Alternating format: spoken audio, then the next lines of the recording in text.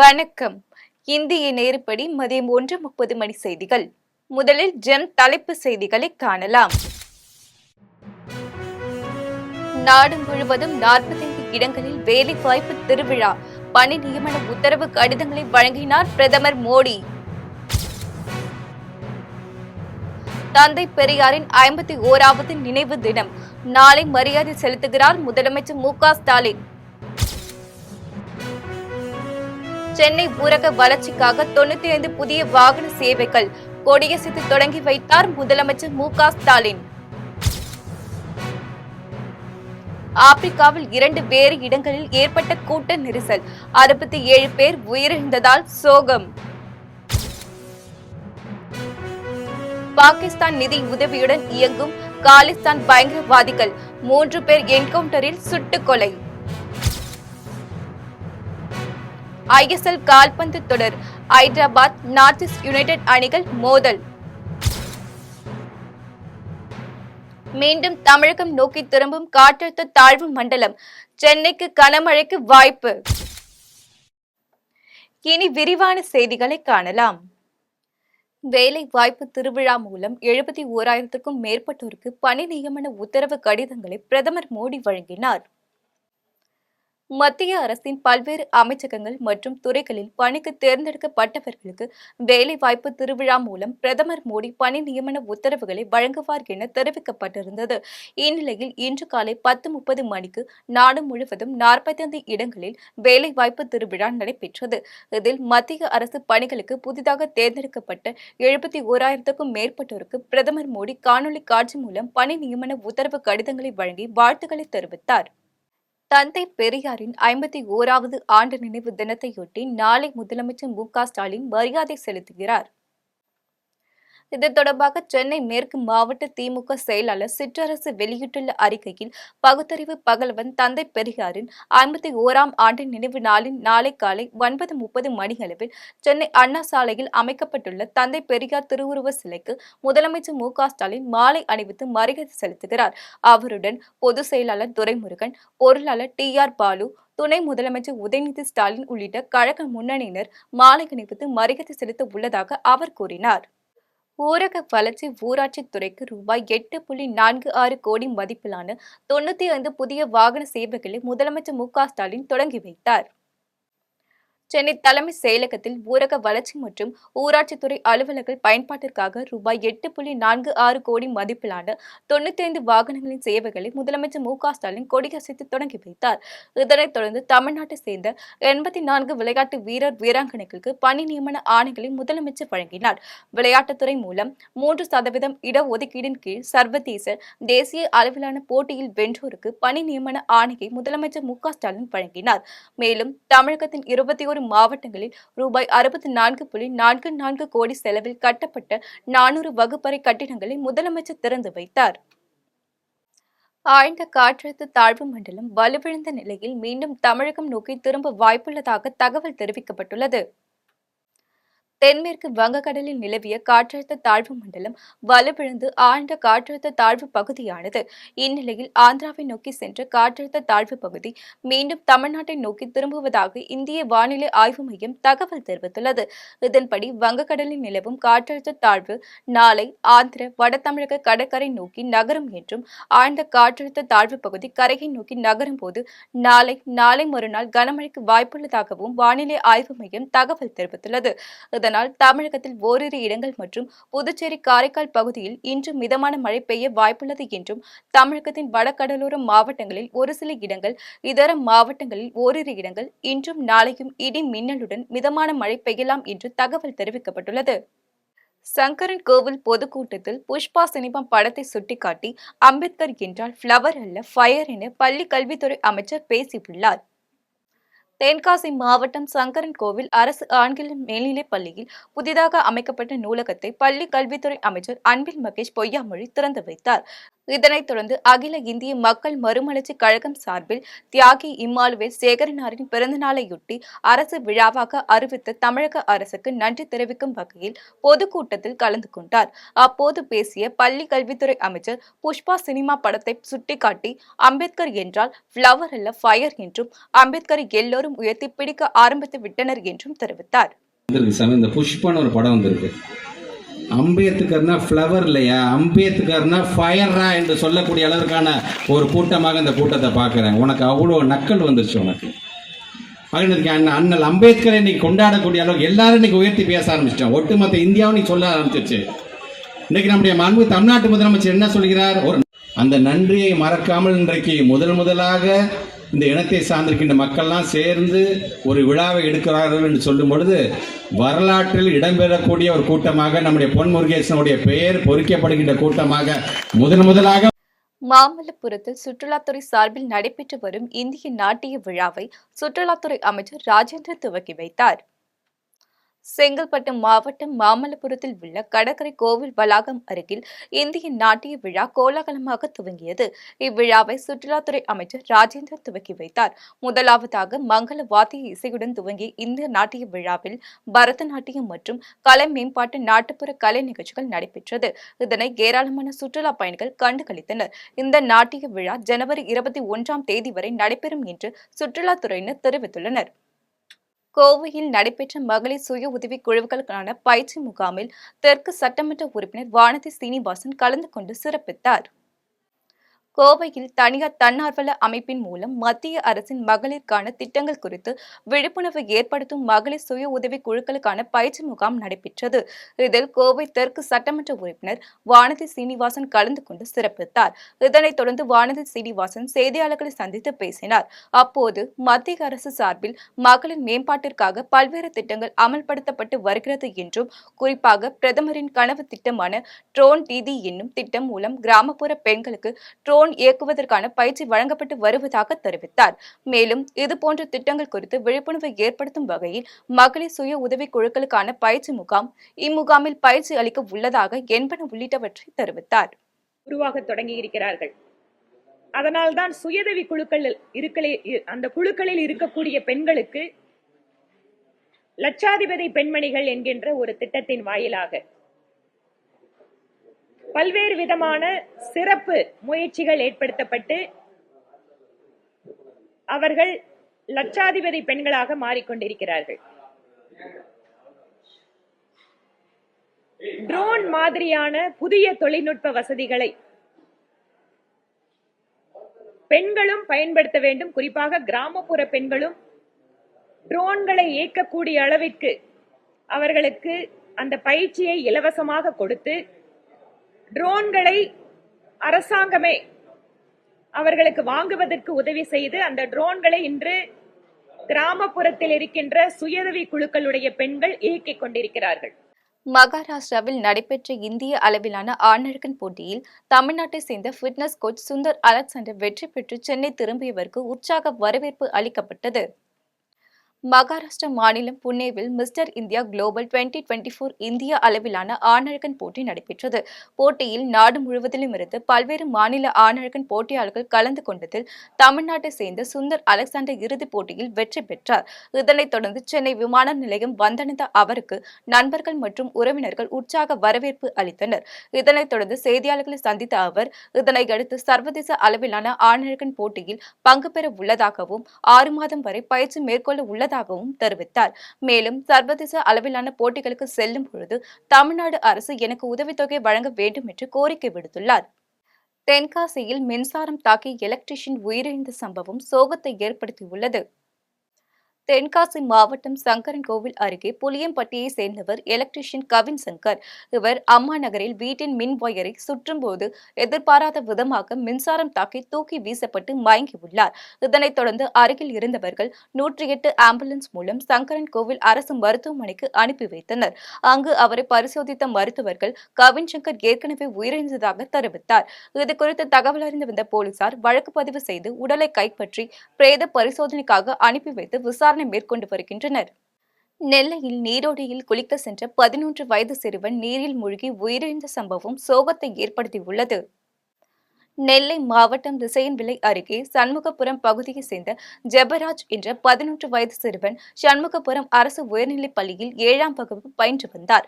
இந்நிலையில் சிறுவன் நத்தகுளம் பாலம் நீரோடையில் குளிக்க சென்றபோது நீரில் மூழ்கி உயிரிழந்தார். இதனையடுத்து காவல்துறையினர் மற்றும் தீயணைப்புத் துறையினருக்கு இதுகுறித்து தகவல் தெரிவித்தனர். தகவலின் அடிப்படையில் விரைந்து வந்த தீயணைப்புத் துறையினர் நீரோடையில் நீண்ட நேரம் போராடி சிறுவனின் உடலை மீட்டெடுத்தனர். இதனையடுத்து போலீசார் சிறுவனின் உடலை கைப்பற்றி பிரேத பரிசோதனைக்காக அனுப்பி வைத்து விசாரணை மேற்கொண்டு வருகின்றனர். திருவண்ணாமலையில் யானை தந்தத்தால் சட்டவிரோதமாக செய்யப்படும் சிலைகளை விற்பனையில் ஈடுபட்ட இருவரை மத்திய வனவிலங்கு குற்றத்தடுப்பு பிரிவு போலீசார் கைது செய்து சிறையில் அடைத்தனர். திருவண்ணாமலை மாவட்டத்தில் யானை தந்தத்தால் சட்டவிரோதமாக செய்யப்படும் சிலைகள் ஆங்காங்கே விற்கப்படுவதாக மத்திய வனவிலங்கு குற்றத்தடுப்பு பிரிவு போலீசாருக்கு ரகசிய தகவல் கிடைத்தது. இந்நிலையில் மத்திய வனவிலங்கு குற்றத்தடுப்பு பிரிவு போலீசார் கார்த்திகேயன் ஐஎஃப்எஸ் தலைமையில் போலீசார் வெங்கடேசன் மற்றும் ராஜசேகர் ஆகிய இருவரையும் கையும் களவுமாக கைது செய்து திருவண்ணாமலை வனச்சரக அலுவலகத்தில் ஒப்படைத்தனர். இதனைத் தொடர்ந்து அவர்களிடம் இருந்த சுமார் 25 கோடி மதிப்பிலான 2 அடி உயரம் கொண்ட 10 கிலோ எடை கொண்ட நவபாசன முருக சிலை மற்றும் 35 லட்சம் மதிப்பிலான யானை தந்தத்தால் செய்யப்பட்ட கிருஷ்ண சிலையை பறிமுதல் செய்து வனத்துறை சட்டத்தில் வழக்கு பதிவு செய்து இருவரையும் சிறையில் அடைத்தனர். சென்னை மாதாவரத்தில் 1.5 கிலோ மெத்தபேட்டமின் போதைப்பொருள் பதுக்கி வைத்திருந்த இருவரை போலீசார் கைது செய்து சிறையில் அடைத்தனர். சென்னை மாதாவரம் பகுதியில் போலீசார் ரோந்து பணியில் ஈடுபட்டிருந்தனர். அப்போது சந்தேகத்தினமாக சுற்றித் திரிந்த இருவரை பிடித்து சோதனை செய்ததில் மெத்தபேட்டமின் போதைப் பொருள் இருந்தது தெரியவந்தது. இதனையடுத்து அவர்களை கைது செய்த போலீசார் காவல் நிலையம் அழைத்து சென்று விசாரணை மேற்கொண்டனர். விசாரணையில் வெங்கடேசன் மற்றும் கார்த்திக் என்பதும் இருவரும் போதைப் பொருட்களை பதுக்கி கடத்த முயற்சி செய்ததாக ஒப்புக்கொண்டனர். இதனைத் தொடர்ந்து அவர்களிடம் இருந்த சுமார் 1 கோடி ரூபாய் மதிப்புள்ள போதைப் பொருட்கள் மற்றும் கடத்தலுக்கு பயன்படுத்தப்பட்ட சொகுசு கார்கள் மற்றும் 2 இருசக்கர வாகனங்களை போலீசார் பறிமுதல் செய்து நீதிமன்றத்தில் ஆஜர்படுத்தி சிறையில் அடைத்தனர். செஞ்சியில் நடைபெறவுள்ள புத்தக திருவிழாவையொட்டி செய்தியாளர்கள் சந்திப்பு கூட்டம் நடைபெற்றது. விழுப்புரம் மாவட்டம் செஞ்சியில் தமிழ்நாடு அறிவியல் இயக்கம் மற்றும் தனியார் புத்தகாலயம் இணைந்து நடத்தும் முதல் புத்தக திருவிழா வருகின்ற செவ்வாய்க்கிழமை துவங்க உள்ளது. இந்நிலையில் அது குறித்து செய்தியாளர்கள் சந்திப்பு கூட்டம் மதிப்பூர் தலைவர் மொகதியார் அலி மஸ்தான் தலைமையில் தனியார் பள்ளியில் நடைபெற்றது. நிகழ்ச்சியில் வரவேற்பு குழு தலைவர் கலைச்செல்வன் கலந்து கொண்டு செய்தியாளர்கள் அனைவருக்கும் வாழ்த்து மடலை வழங்கி சிறப்புரையாற்றினார். அப்பொழுது புத்தக திருவிழாவின் நோக்கம் மற்றும் புத்தக திருவிழாவில் மாணவர்களையும் வாசகர்களையும் ஊக்குவிக்கும் வகையில் புத்தக வாசிப்பு சார்ந்த போட்டிகள், நடமாடும் கேரளங்கம் உள்ளிட்ட நிகழ்ச்சி நடத்தப்படும், பரிசுகள் வழங்கப்படும் என்று தெரிவித்தனர். நிகழ்ச்சியில் செயலாளர் பாலமுருகன், பொருளாளர் தண்டபாணி, சேகர் உள்ளிட்ட நிர்வாக குழுவினர் கலந்து கொண்டு ஆலோசனை வழங்கினர். திருவண்ணாமலையில் தமிழ்நாடு மற்றும் புதுச்சேரி அளவிலான மாபெரும் இறகுப்பந்து போட்டி நடைபெற்றது. திருவண்ணாமலை மாவட்டம் போலூர் டவுன் பகுதியில் தனியார் பேட்மிண்டன் அகாடமியில் தமிழ்நாடு மற்றும் புதுச்சேரி அளவிலான மாபெரும் இறகுப்பந்து போட்டி நடைபெற்றது. தனியார் வேளாண் உரக்கடை உரிமையாளர் யுவராஜ் தலைமையில் நடைபெற்ற இந்த நிகழ்ச்சியில் சிறப்பு அழைப்பாளராக திருவண்ணாமலை வடக்கு மாவட்ட திமுக விளையாட்டு மேம்பாட்டு அணி அமைப்பாளர் மணிகண்டன், நகர்மன்ற உறுப்பினர்கள் மல்லிகா கிருஷ்ணமூர்த்தி, கவிதா கருணாகரன் ஆகியோர் துவக்கி வைத்தனர். மாபெரும் இறகுப்பந்து போட்டியை போலூர், திருவண்ணாமலை, வேலூர், பாண்டிச்சேரி, சென்னை, பெங்களூர் உள்ளிட்ட பல்வேறு பகுதிகளில் இருந்து சுமார் 100கணக்கான இறகுப்பந்து போட்டியாளர்கள் பங்கேற்று விளையாடினர். இதில் வெற்றி பெற்றவர்களுக்கு கோப்பைகள், சான்றிதழ்கள் மற்றும் நினைவு பரிசுகள் வழங்கப்பட்டது. ஆண்டிப்பட்டியில் ரூபாய் 7 லட்சம் மதிப்பீட்டில் நிதி ஒதுக்கீடு செய்து அமைக்கப்பட்ட நிழற்குடை திறப்பு விழா நடைபெற்றது. தேனி மாவட்டம் ஆண்டிப்பட்டி ஊராட்சி ஒன்றியத்தை சேர்ந்த சுப்புலாபுரம் கிராமத்தில் 10,000க்கும் மேற்பட்ட பொதுமக்கள் வசித்து வருகின்றனர். இந்நிலையில் கிராமத்தின் பேருந்து நிலையம் நிறுத்தத்தில் நிழற்குடை அமைத்து தர கிராம மக்கள் கோரிக்கை விடுத்தனர்.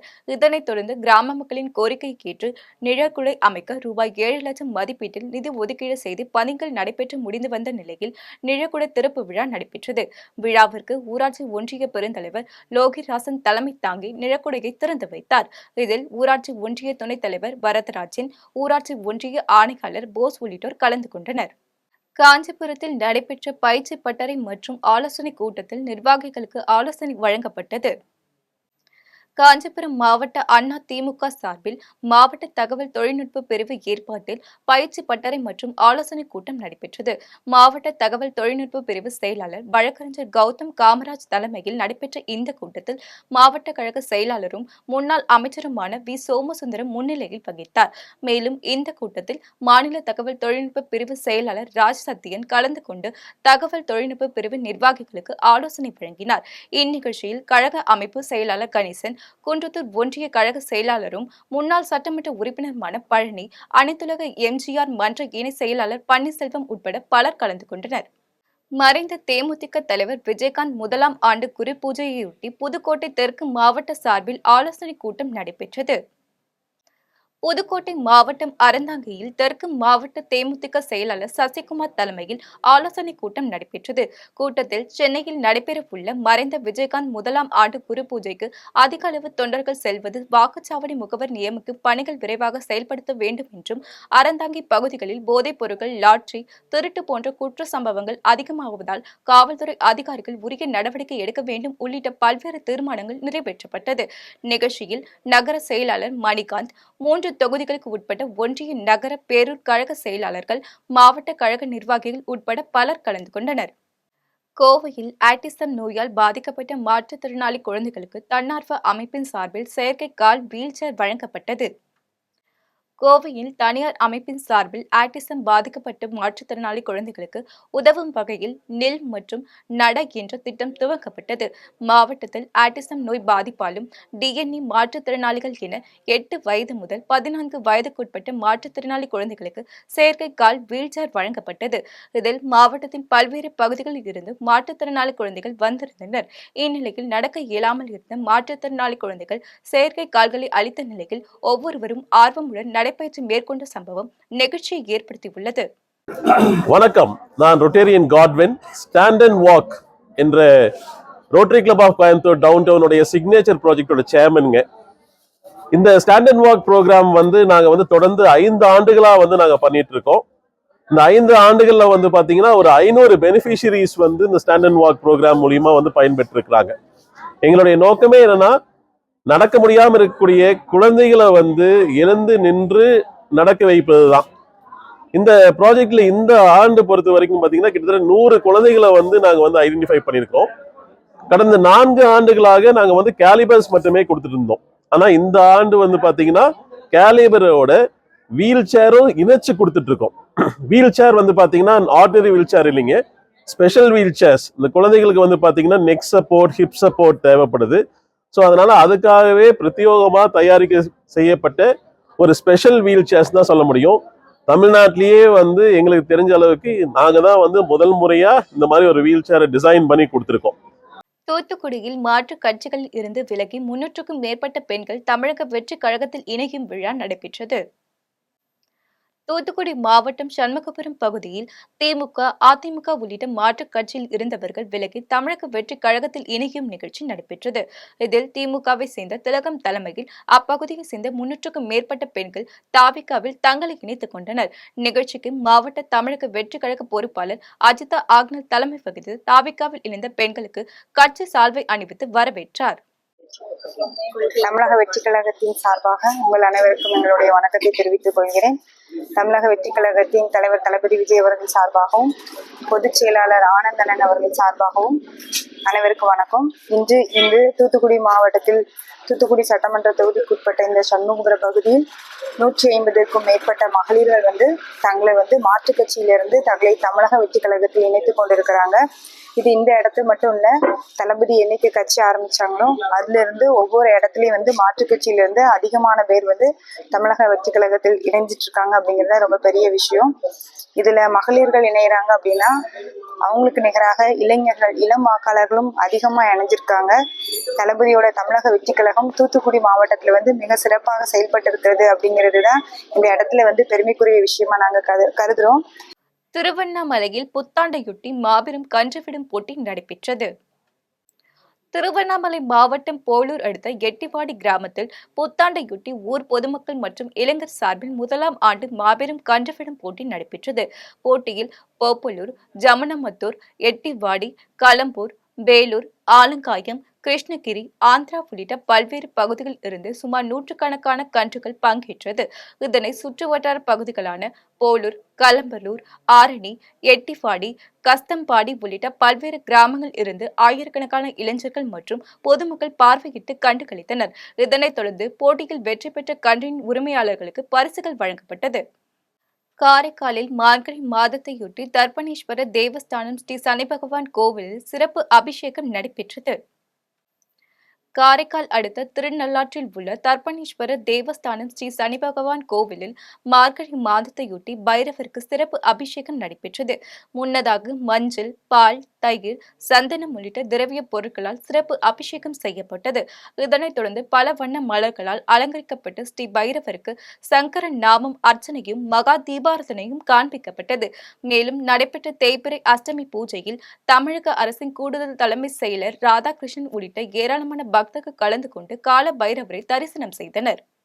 சென்னை திருவொற்றியூரில் கிறிஸ்துமஸ் விழாவையொட்டி மாணவ மாணவிகளின் கலை நிகழ்ச்சி வாய்ஸ் ஆஃப் ஜீசஸ் பில்லோஷிப் கிறிஸ்துவ ஆலயத்தில் நடைபெற்றது. சென்னை திருவொற்றியூர் ஜோதி நகர் அருகில் உள்ள வாய்ஸ் ஆஃப் ஜீசஸ் பில்லோஷிப் கிறிஸ்துவ ஆலயத்தில் கிறிஸ்துமஸ் விழாவையொட்டி மாணவ மாணவிகளின் கலை நிகழ்ச்சி நடைபெற்றது. ஆலயத்தின் போதகர் டென்சன் தலைமையில் நடைபெற்ற நிகழ்ச்சியில் ஏராளமான மாணவ மாணவிகள் கலந்து கொண்டனர். இதில் இயேசு கிறிஸ்து மக்களுக்கு செய்த நன்மைகள் பற்றிய வாசகங்கள் மற்றும் நாடகம் மூலமாக நடத்தி காட்டினர். நிகழ்ச்சியில் கலந்து கொண்ட மாணவ மாணவிகளுக்கு போதகர்கள் பரிசு பொருட்களை வழங்கினர். இதில் ஏராளமான கிறிஸ்துவ மக்கள் கலந்து கொண்டு நிகழ்ச்சியை கண்டுகளித்தனர். பழனி அருகே இஸ்லாமியர்கள் நடத்திய கந்தூரி விழாவில் 5000 பேருக்கு அன்னதானம் வழங்கப்பட்டது. திண்டுக்கல் மாவட்டம் பழனி அடுத்த பாலசமுத்திரம் கிராமத்தில் சுன்னத் வல்ஜமாத் பள்ளிவாசல் சார்பில் கந்தூரி விழா நடைபெற்றது. விழாவில் இஸ்லாமியர்கள் ஒன்றிணைந்து உலக நலன் வேண்டி சிறப்பு தொழுகை நடத்தினர். இந்த நிகழ்ச்சியில் பழனி மற்றும் சுற்றுவட்டார கிராமங்களான பாம்பம்பட்டி, நெய்க்காரப்பட்டி, ஆயக்குடி உள்ளிட்ட பல கிராமங்களில் இருந்து வந்திருந்த இஸ்லாமியர்கள் 5000 பேருக்கு அசைவ விருந்து ஏற்பாடு செய்யப்பட்டிருந்தது. ஜாதி, மதம் பாகுபாடு இன்றி இந்துக்கள் பலரும் கலந்து கொண்டு கந்தூரி விழாவில் வழங்கப்பட்ட உணவை உண்டு மகிழ்ந்தனர். மத நல்லிணக்கத்தை போற்றும் வகையில் பாலசமுத்திரம் பள்ளிவாசல் நிர்வாகம் சார்பில் கந்தூரி விழா ஏற்பாடு செய்யப்பட்டிருந்தது. இனி வருவது உலக செய்திகள்.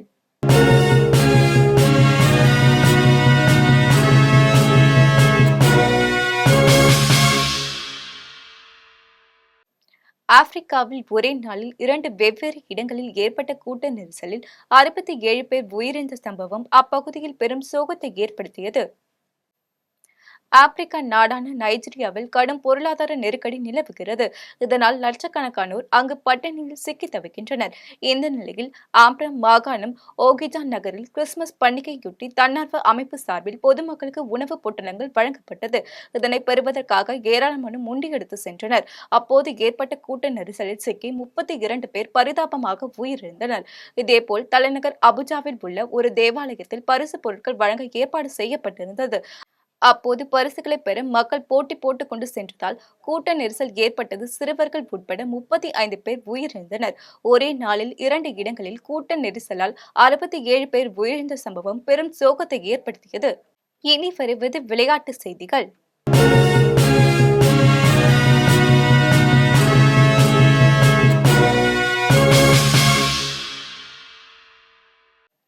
ISL கால்பந்து தொடரில் ஐதராபாத், நார்த் ஈஸ்ட் யுனைடெட் அணிகள் இன்று மோதுகிறது.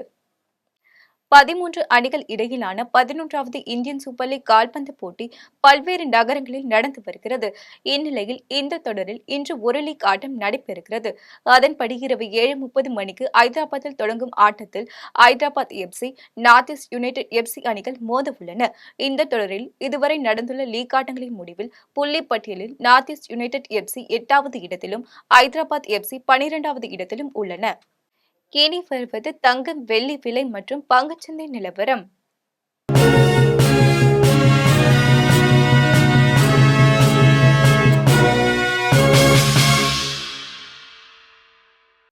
சென்னையில் ஆபரண தங்கத்தின் விலை இன்று ஒரு சவரன் 56,800 ரூபாய்க்கு விற்பனை செய்யப்படுகிறது.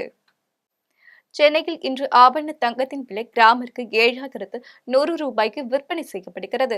மேலும் ஒரு சவரன் தங்கம் 56,800 ரூபாய்க்கு விற்பனை செய்யப்படுகிறது. 24 கேரட் தூய தங்கம் ஒரு சவரன் 61,960 ரூபாய்க்கு விற்பனை செய்யப்படுகிறது. மேலும் 1 கிராம் வெள்ளி 98 ரூபாய்க்கும் 90 காசுகளுக்கும் 1 கிலோ வெள்ளி 98,900 ரூபாய்க்கும் விற்பனை செய்யப்படுகிறது. மும்பை பங்குச்சந்தை இன்று உயர்வுடன் காணப்படுகிறது. மும்பை பங்குச்சந்தை குறியீட்டு எண் சென்செக்ஸ் 707 புள்ளிகள் அதிகரித்து 78,248 புள்ளிகளில் வணிகமாகிறது. தேசிய பங்குச்சந்தை குறியீட்டு எண் நிப்டி 228 புள்ளிகள் அதிகரித்து 23,815 புள்ளிகளில் வணிகமாகிறது. மீண்டும் ஜெம் தலைப்புச் செய்திகள். நாடு முழுவதும் 45 இடங்களில் வேலைவாய்ப்பு திருவிழா, பணி நியமன உத்தரவு கடிதங்களை வழங்கினார் பிரதமர் மோடி.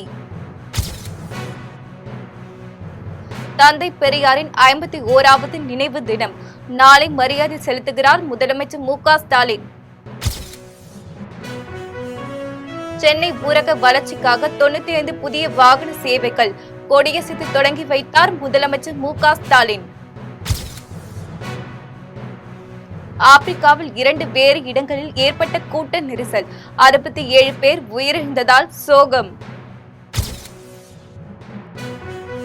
பாகிஸ்தான் நிதி உதவியுடன் இயங்கும் காலிஸ்தான் பயங்கரவாதிகள் 3 பேர் என்கவுண்டரில் சுட்டுக் கொலை. ISL கால்பந்து தொடர், ஐதராபாத் நார்த் ஈஸ்ட் யுனைடெட் அணிகள் மோதல். மீண்டும் தமிழகம் நோக்கி திரும்பும் காற்றழுத்த தாழ்வு மண்டலம், சென்னைக்கு கனமழைக்கு வாய்ப்பு. இத்துடன் ஜெம் செய்திகள் நிறைவடைகின்றன. மீண்டும் ஜெம் செய்திகள் இரவு 8:30 மணிக்கு. உடனுக்குடன் செய்திகளுக்கான GemLive.tv என்ற இணையதளத்தில் இணைந்திருங்கள். நன்றி, வணக்கம்.